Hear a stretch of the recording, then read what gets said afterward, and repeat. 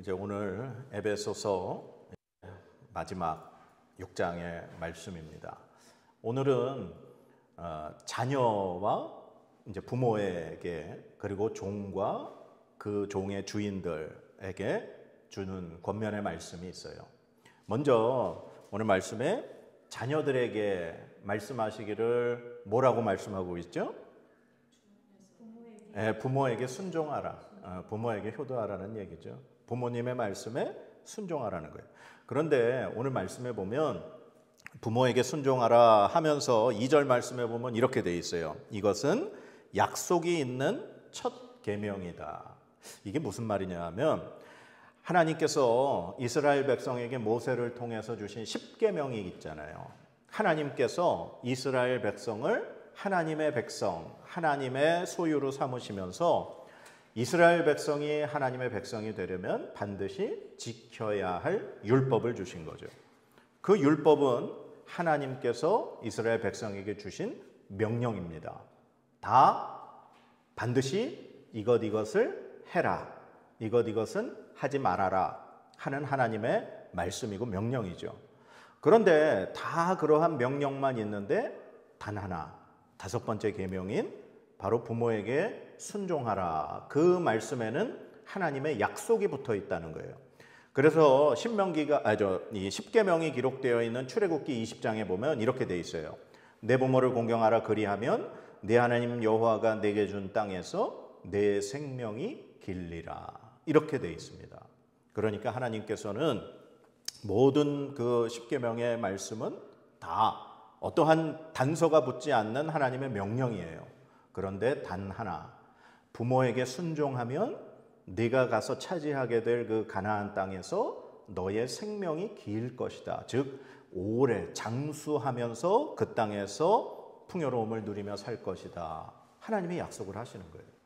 그러니까 부모에게 순종하라라고 하는 이것은 굉장히 의미가 있는 그런 하나님의 율법이라는 거죠. 그래서 자녀들에게 말씀 오늘 하기를 부모에게 순종해라. 이게 하나님의 약속이 있는 첫 번째 계명이다. 자, 그 다음에 이 자녀들에게만 말씀을 주는 것이 아니라 부모된 사람들에게도 말씀을 줘요. 부모님들은 어떻게 하라고 오늘 말씀에 나와 있어요? 너희 자녀를 노엽게 하지 말고 오직 주의 교훈과 훈계로 양육하라. 이게 무슨 말일까요? 노엽게 하지 말아라.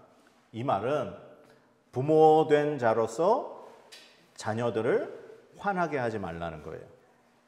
그러니까 자녀들이 부모의 어떤 말이나 부모의 행동이나 부모의 결정으로 인해서 자녀들이 화를 낼 수 있게 된다는 거예요.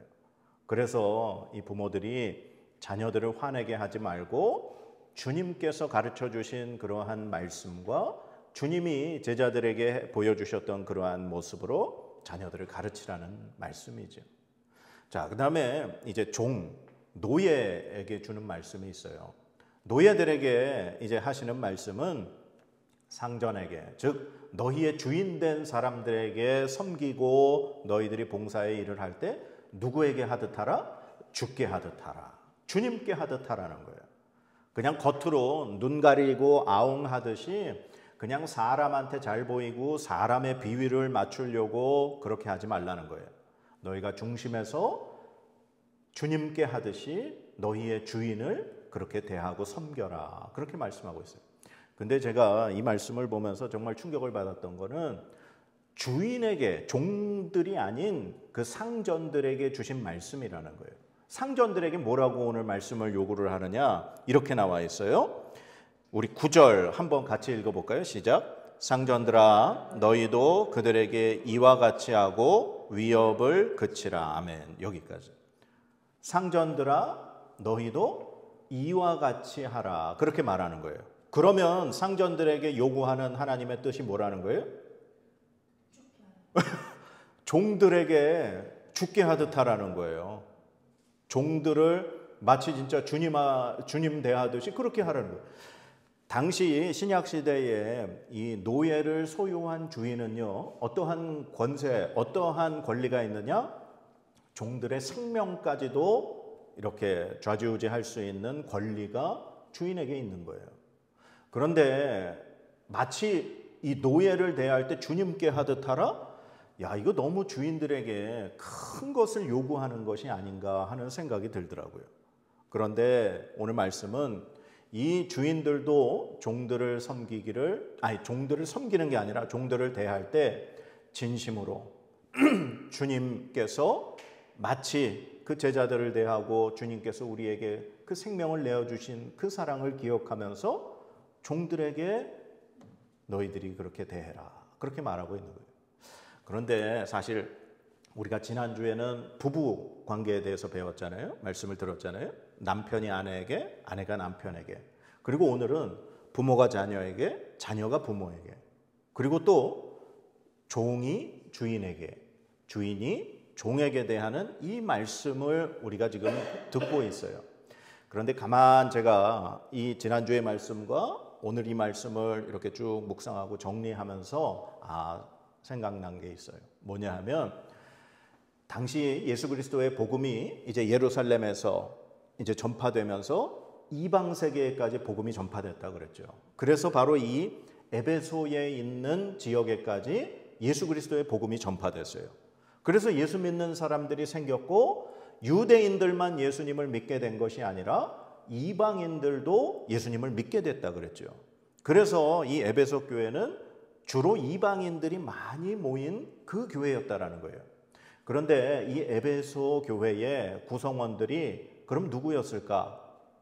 에베소 교회에 모여있는 예수 믿는 사람들 중에는 부부가 있다는 거예요.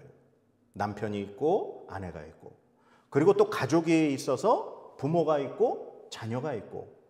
그런데 그때 당시에는 이 노예제도가 있었던 사회였기 때문에 예수 믿는 사람들 중에 노예를 소유한 주인이 있었다는 거예요. 그러면 또 누가 있었을까요? 주인을 따라서 온 노예도 있었겠지만 노예들 사이에서도 복음이 전파되면서 노예들도 교회 안에 함께 있었다는 거예요. 그러니까 우리가 마치 조선시대로 비유를 하자면 교회에 주인님이 계시고 머슴이 있는 거예요. 그리고 가장 밑에 천한 계급으로 천대받았던 이 뭐라 그래요? 백정이라 그러죠. 그 사람도 교회에 있었다는 거예요. 그러면서 남편이 있고 아내가 있고 자녀가 있고, 그러면서 이 바울 사도가 하나님의 뜻을 그 교회 성도들에게 전하면서 너희가 주님 안에서 부모가 됐건 자녀가 됐건 종이 됐건 주인이 됐건 남편이 됐건 아내가 됐건 누구에게 하듯 서로에게 하라? 주께 하듯 하라.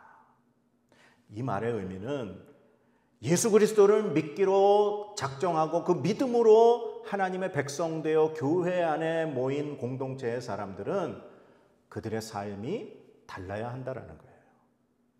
그 공동체 안에서 마치 주인이 권력을 가지고 힘을 가지고 노예를 대하고 그들을 억압하고 그들을 협박하는 그러한 주인의 모습이 아니라 예수 그리스도로 그 사랑으로 자기의 종들을 대할 때 주께 하듯이 그들을 인격적으로, 그들을 정말 성심성의껏 한 사람으로 구원받은 주의 자녀로 대하라는 거예요. 그러면 이 주님의 말씀대로 교회 안에서 이 복음을 들은 사람들이 그렇게 서로에게 주께 하듯 하면 어떻게 될까요? 주 안에서 하나님의 나라가 이루어지는 거예요. 그러면 그 모습을 세상 사람들, 예수 믿지 않는 사람들이 보면서 저 사람들의 모습이 뭔가 다르구나 하며 그들이 예수 그리스도를 믿게 되는 자리에까지 그렇게 전도에 이르게 된다라는 사실을 깨달았습니다. 그래서 우리가 지난주에도 봤던 말씀이지만 우리 5장에 이 말씀을 우리가 기억해요. 21절. 이걸 다시 한번 봐야 돼요. 에베소서 5장 21절 우리 다시 한번 읽어볼까요? 시작. 그리스도를 경외함으로 피차 복종하라. 아멘. 그러니까 이 말씀이 아내와 남편에게, 그리고 부모와 자녀에게, 종과 주인에게 주신 그 모든 말씀의 기본이 되는 말씀이라는 거예요. 그러니까 너희가 서로 그리스도에게 복종하듯이 서로 복종해라. 그래서 이 교회 공동체 안에 모인 수많은 각 각계각층의 남녀노소의 사람들이 그렇게 살아갈 때 너희 교회는 주 안에서 하나님의 나라가 이루어지고 사람들에게 복음을 전할 수 있는 통로가 될 것이다. 오늘 그 말씀을 정리하는 것 같습니다. 자, 그러면 이걸 이제 오늘 우리의 사회에 비춰보면 만약에 이 자리에 회사 사장님도 계시고 직원도 함께 예배를 드린다는 거예요. 그러면 회사 사장님에게 주는 말씀은 직원들을 대할 때 주께 하듯 하라는 거예요. 이 사장이 돼서 직원들 월급을 착취하지 말고 월급 줄이지 말고 그 사람들 막 억지로 힘들게 노동시키지 말고 사장으로서 이 직원들에게 해야 될 최고의 그 직무를 다 하라는 거예요. 주님께 하듯. 그리고 직원들은 그냥 눈치 보면서 어떻게든지 시간만 때우고 월급 받으려고 하는 그러한 자세가 아니라 회사에서 정말 주께 하듯 자기가 맡은 일을 최선을 다해서 열심히 하라는 거예요. 그리고 이곳에 부모가 있고 자녀가 있고 부부가 있으면 서로에게 그리스도에게 하듯 그렇게 살으라는 거예요. 그러면 너희의 모습이 분명히 이 이방 사람들, 예수 믿지 않는 사람들에게 하나님을 보여줄 수 있는 그러한 모습이 될 것이다. 오늘 그 말씀으로 이 모든 가족 관계와 종과 주인의 관계가 이제 말씀이 정리되는 것 같아요. 이해가 되시죠? 자, 그러면 이제 어떻게 보면 오늘 제가 제목에도 하나님의 전신갑주라고 적었는데 우리 13절에서 17절까지 말씀 같이 한번 읽어보겠습니다. 13절에서 17절. 자, 읽겠습니다. 시작. 그러므로 하나님의 전신갑주를 취하라. 이는 악한 날에 너희가 능히 대적하고 모든 일을 행한 후에 서기 위함이라. 그런즉 서서 진리로 너희 허리띠를 띠고 의의 호심경을 붙이고 평안의 복음이 준비한 것으로 신을 신고 모든 것 위에 믿음의 방패를 가지고 이로써 능히 악한 자의 모든 불화살을 소멸하고 구원의 투구와 성령의 검 곧 하나님의 말씀을 가지라. 아멘. 자, 이제 하나님의 전신갑주, 우리가 이 말씀 너무나도 잘 알죠? 하나님의 전신갑주를 입어라. 그러면서 우리가 사실 그동안 이 구원의 투구가 뭘 의미하는지, 이 성령의 검, 하나님의 말씀이 뭘 의미하는지 각각의 어떠한 그런 것의 개념에 많은 그런 말씀을 들었어요. 근데 과연 이 말씀이 그런 것에 우리가 좀 포커스를 맞춰야 될까? 좀 아니라고 생각해요. 제가 사진 한 장을 좀 보여드릴게요. 지금 이 사진이 로마 시대의 군인의 모습이에요. 그러니까 로마 시대의 그 군인이 어떠한 모습으로 전쟁에 나갈까를 이제 이미지를 그려놓은 거예요. 자, 보시면 머리에 뭐 쓰고 있죠? 투구 쓰고 있어요. 머리를 보호하기 위해서. 그 다음에 오늘 성경 말씀에 보면 의의 호심경이라고 되어 있죠. 그 호심경이라는 게 뭐냐면 이 가슴의 흉갑을 의미하는 거예요. 가슴을 보호하는 이 갑옷, 그것을 호심경이라고 우리나라에는 번역을 했고요. 이거를 이제 흉갑이라고 합니다. 그러니까 어떤 철이나 무슨 쇠 그물 같은 걸로 가슴, 왜냐하면은 이 모든 중요한 장기가 이 가슴 배에 다 들어 있잖아요.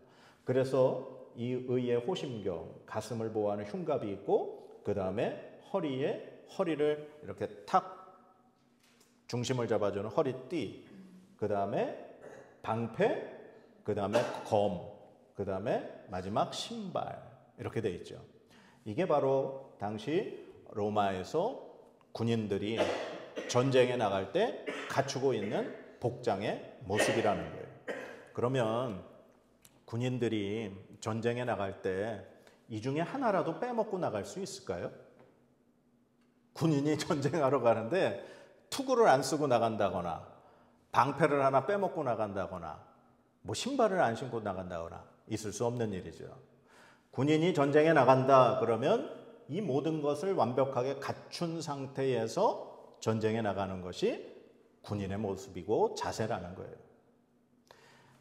자, 사진 지어주시고요. 예전에 제가 군대에 있을 때 있었던 일인데요. 제가 이제 중대 통신병이라는 직책을 맡았었어요. 그게 뭐냐면 중대장은 우리가 성경에서 아는 백부장이 있죠. 100명의 군인을 거느릴 수 있는 대장, 백부장. 오늘날 군대에서 이 성경의 백부장의 위치가 중대장이에요. 중대장쯤 돼요. 중대장이 그 한 중대원이 한 50명에서 한 70명 정도 되거든요. 그러니까 한 백부장 정도 되는 사람이에요. 근데 이제 저는 그 중대에 통신병, 무전을 이렇게 담당하는 통신병 역할을 했어요. 그래서 늘 중대장 옆에서 무전기 메고 따라다니면서 그 이제 4개의 소대에다가 중대장의 명령을 전달해주고 또 무전기를 중대장에게 이렇게 연결을 해주는 그 역할을 했어요. 그런데 하루는 그 군대에서 중대장은 이제 지휘관이니까 1년에 한 번 아니면 뭐 2년에 한 번씩 그 중대장에 대한 능력을 평가하는 시험을 치러요. 그런데 그 중대장 평가 시험에 통신병이 함께 따라가게 된 거예요. 왜냐하면 중대장이 무전을 그 밑에 부하들한테 어떻게 전달하는지를 옆에서 시험관들이 체크를 하고 봐야 되니까. 그러니까 중대장은 총 하나 메고 모자 군모 쓰고 그러고서 가고 저는 무전기 메고 따라가야 되는 거예요.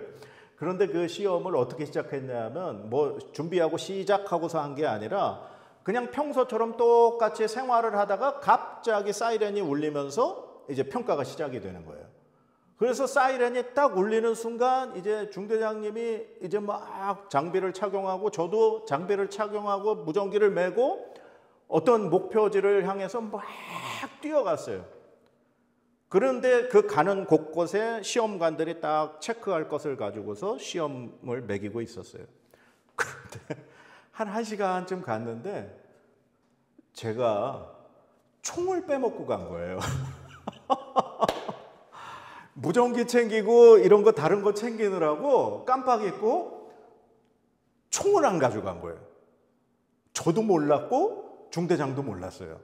그래가지고 가만 가다가 한참 있다가 보니까 제가 총이 없는 거예요. 그래서 중대장님한테 시험관 없을 때 중대장님 제가 깜빡 잊고 총을 안 가져왔습니다. 근데 어쨌거나 중대장이 지금 시험을 받고 있는 평가를 하고 있는 시간이니까 다행히 시험관들 눈에 저는 안 들어왔나 봐요. 그래서 다행히 점심시간 때 어떤 이제 보급품을 받을 때 그때 제가 무전을 날려서 중대에 있는 제 총을 좀 갖다 달라고 그래서 총을 받았던 기억이 있어요. 제가 이 말씀 왜 드리느냐, 군인이 전쟁에 나갈 때 총을 안 가져간다? 이건 죽으러 가는 거하고 똑같은 거예요. 근데 오늘 말씀에 이제 보면 진리의 허리띠, 의의 호심경, 지금 흉갑, 그 다음에 복음의 신발, 또 믿음의 방패, 구원의 투구, 그 다음에 말씀의 검. 이게 이 전쟁에 나갈 때 당시 로마 군인의 모습, 이 군인의 모습인 것처럼 이 어느 것 하나도 군인의 모습에 빠질 수 없다라는 거예요.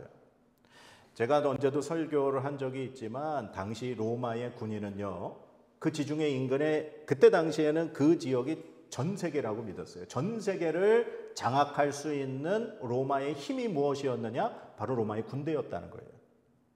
이 바울 사도는 에베소 교인들에게 편지를 쓰면서 하나님의 전신갑주를 너희가 입어라 생각하면서 어떠한 모습을 그렸느냐? 당시 로마 군대의 군인의 모습을 그린 거예요. 그들이 완전 군장을 갖추고 전쟁에 나가서 모든 그 로마를 대적하는 그 민족들을 철저하게 부숴버리고 그 나라를 식민지 삼는 그 모습을 보면서 너희가 예수 그리스도의 군사로, 하나님의 군사로 이 로마 군인들과 같은 이러한 하나님의 영적인 것으로 무장을 하고 누구와 싸워라? 악한 영들과 싸우라는 거예요. 하나님의 자녀들은요, 예수 그리스도를 믿는 그리스도인들은 이 세상에서 누구와 싸워야 하는 존재들이냐? 악한 영들과 싸워야 하는 존재들이라는 거예요. 그리고 로마 군인들이 그 군복을 입고 전쟁에 나가서 어떻게 되느냐? 그들은 반드시 승리하는 거예요. 너희가 영적으로 하나님의 모든 것으로 무장을 해서 악한 영들과 싸워 나가기 위해서 나가면 어떻게 해야 되느냐? 승리하라는 거예요. 그래서 승리하고 하나님께 영광의 승리의 찬송을 돌리게 너희가 그렇게 완벽한 전신갑주를 입고 나아가라. 오늘 그렇게 우리에게 말씀하는 줄 믿습니다. 그런데 이 전쟁에서 혼자 승리하며 나아갈 수 있을까요? 그렇지 않아요. 전쟁에서 중요한 원리를 이제 18절에 말씀하고 있어요. 18절 우리 같이 읽겠습니다. 시작. 모든 기도와 간구를 하되 항상 성령 안에서 기도하고 이를 위하여 깨어 구하기를 항상 힘쓰며 여러 성도를 위하여 구하라. 아멘. 전쟁에 절대 혼자 나가진 않아요. 자기 옆에 동료가 있습니다. 전쟁은 혼자 나가서 할 수 있는 전쟁이 아니에요. 그래서 오늘 말씀에 여러 성도를 위하여 구하라. 그리고 너희가 전신갑주를 입는 것은 성령 안에서 기도해야만 그 전신갑주를 입을 수 있다는 거예요. 그래서 성령 안에서 기도하면서 하나님의 모든 영적인 것으로 무장을 하고 바로 교회 공동체 안에 내 옆에 있는 이 동료의 그 전신갑주를 위하여 그가 무장하기 위하여 함께 중보기도하며 서로가 기도하라는 거예요. 그래서 교회 공동체가 하나님의 군대로 그렇게 무장할 때 교회는 그리고 우리 개인은 악한 영들을 능히 이겨 승리할 줄로 믿습니다. 자, 그래서 오늘 이제 에베소서 말씀을 정리하면서 자, 우리가 그동안 에베소서 말씀을 쭉 들었던 걸 떠올려 보세요. 하나님이 에베소 교회에 이 바울 사도를 통해서 주신 말씀이 뭐냐?